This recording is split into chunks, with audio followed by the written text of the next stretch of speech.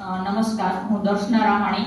આજે શું ટેકનોલોજી એ વર્ગખંડનું સ્થાન લઈ શકે એ વિષય ઉપર મારી વાત રજૂ કરીશ. એઆઈ આ સમયની માંગ છે.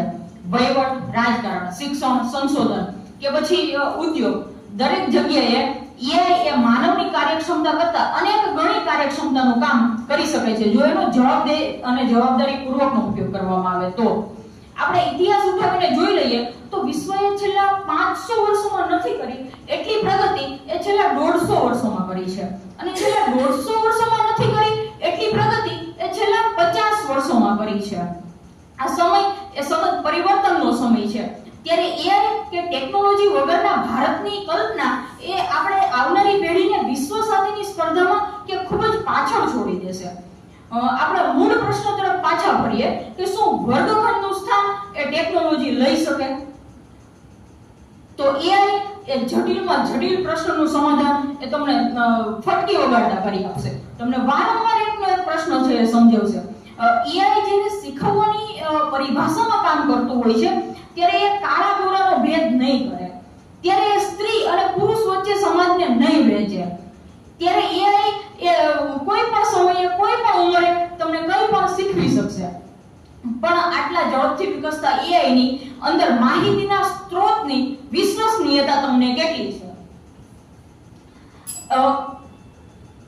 સતત કમ્પ્યુટરની સામે બેસી રહેલા બાળકની સતત નબળી પડતી આંખોની જવાબદારી કોની? આખા વિશ્વને જોડી આપતી ટેકનોલોજીની માનવ સંવાદ, માનવ સંસ્પર્શ અને માનવ મૂલ્યો વિહીન શિક્ષણની પ્રસ્તુતતા વિશ્વ સામે કેટલી? એઆઈ ખૂબ જ જરૂરી છે એમ. પણ જ્યારે આપણે એઆઈ ને શિક્ષણમાં ઇન્કોર્પોરેટ કરતા હોઈશું ત્યારે આપણે એ સમજવાનું છે એમ કે ભવિષ્યમાં અસ્તિત્વગત રીતે કોઈ શિક્ષકની અંદર પડી રહેલી સાંદીપની, રામકૃષ્ણ પરમહંસ, એરિસ્ટોટલ કે પછી ચાણક્ય થવાની સંભાવનાને અવગણી આપણે કોઈ કૃષ્ણ, કોઈ પ્લેટો કે પછી કોઈ સ્વામી વિવેકાનંદ કે ચંદ્રગુપ્ત મૌર્યને ગુમાવી ન બેસીએ. આમ આ સમય એ ટેકનોલોજીનો છે. મને લાગે છે કે આપણે એઆઈ ઇન્ટિગ્રેટેડ ક્લાસરૂમની વિભાવના વિકસાવવી જોઈએ. એઆઈ પાવરફુલ છે, એ શક્તિશાળી છે, એ તમારા સમયને બચાવે છે, પણ અંતે એ માત્ર તમારા હાથનું રમકડું છે.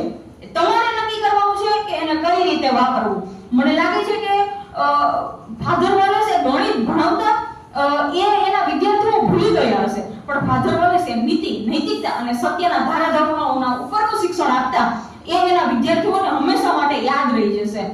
એટલે વર્ગખંડ એ માત્ર વિષય શિક્ષણનું સ્થાન નથી, વર્ગખંડ એ જીવન મૂલ્યોને શીખવવા માટેનું આ સ્થાન છે.